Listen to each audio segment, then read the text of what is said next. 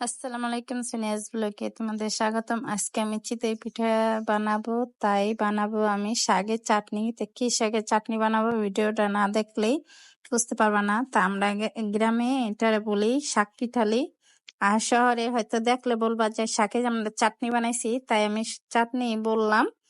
তার জন্য আমি চালটাকে ভিজিয়ে নিলাম 2 ঘন্টা, ভিজিয়ে আলা চালটাকে এখন আমি ব্লেন্ডার করে নিলাম। বেশি বানাবো না, অল্পই বানাবো। তার জন্য আমি ব্লেন্ডার করলাম। তেলেগা অল্প চাইলে আর মেশিনে ভাঙা যায় না, তার জন্য নিয়ে নিলাম আমি পালং শাক। এখন পালং শাকটা সুন্দর করে বেছে ধুয়ে আমি চুলার বসায় দিলাম, দিয়ে দিলাম কাঁচামরিচ, পেঁয়াজ আর একটু লবণ দিয়ে আমি বেশি করে পানি দিয়ে চুলায় আমি বসিয়ে দিলাম। দেওয়ার পরে ভালো করে সিদ্ধ করে নিয়ে তারপরে আমি একটু নাড়াচাড়া করে তারপরে আমি একটু ডাল ঘুটনি দিয়ে ভালো করে ঘুটবো, যেন একবারে হয়ে যায়, মিখিন হয়ে যায়।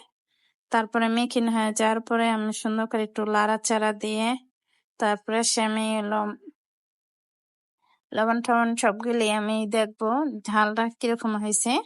তারপরে আবার সুন্দর করে নাড়াচাড়া করে আমি দিয়ে দেব একটু চালের যে গোলাটা আমি রেখেছিলাম চিতই পিঠা বানানোর জন্য। ওইগুলোটা না দিলে এটা ঘন হবে না। আবার আপনারা চাইলে কর্নফ্লাওয়ারও দিতে পারেন। আমি এটা চালের গুঁড়ি দেব, দিয়ে আমি আস্তে আস্তে নাড়াচাড়া করব যেন জমে না যায়, একদম পাতার সাথে শাকের সাথে মিশে যায়। তারপরে মিশে যাওয়ার পরে আমি একটু 2-4 মিনিট জাল দেব। জাল দিয়ে বলক আসলে এটা একটু ঘন ঘন হয়ে যাবে। তারপরে সে দেখলাম যে এখন নামানোর মতন হয়ে গেছে। আমি চুলায় পেঁয়াজ আর রসুন আর তেল দিয়ে একবারে যেমন শাকটা বাগার দেয় ওরকমই আমি একটু বাগার দেব। সাথে আমি কটা ধনিয়া পাতা দিয়ে দিলাম।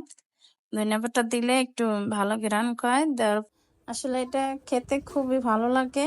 এখন আমি দিয়ে দেব বাগারটা দেওয়ার পর একটু লবণটা দেখবো, লবণটা হালকা একটু কম যেন পিঠার সাথে ভালো হয়। আর এটা পুরোভাবে এটা কেউ কেউ ভাতের সাথেও খেতে পারে।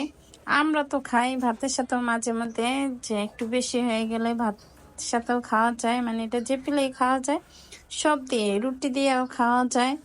তারপরে কারণ যে সব জিনিস এর সাথে খেলেই খুব ভালো লাগে, কিন্তু সবচেয়ে যেমন ভালো লাগে হলো চিতই পিঠার সাথে।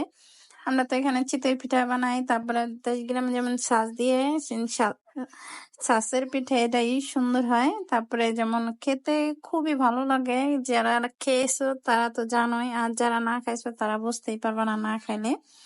তার জন্য মানে পিঠাগুলো বানানো হয়ে যাচ্ছে। পিঠাগুলো বানানো হওয়ার পরে তারপরে আমি এটা একটু বেশি মচমচে হয়ে গেছে। তারপর আমি আস্তে আস্তে কয়টা বানাবো, কয়টা বানিয়ে যেমন আমরা গরম গরম দেব বাচ্চাদেরকে। আর শাক পিঠালিটা না খেলে গরম গরম ভালো লাগে না। আমার ভিডিওটা এই পর্যন্তই। আসসালামু আলাইকুম।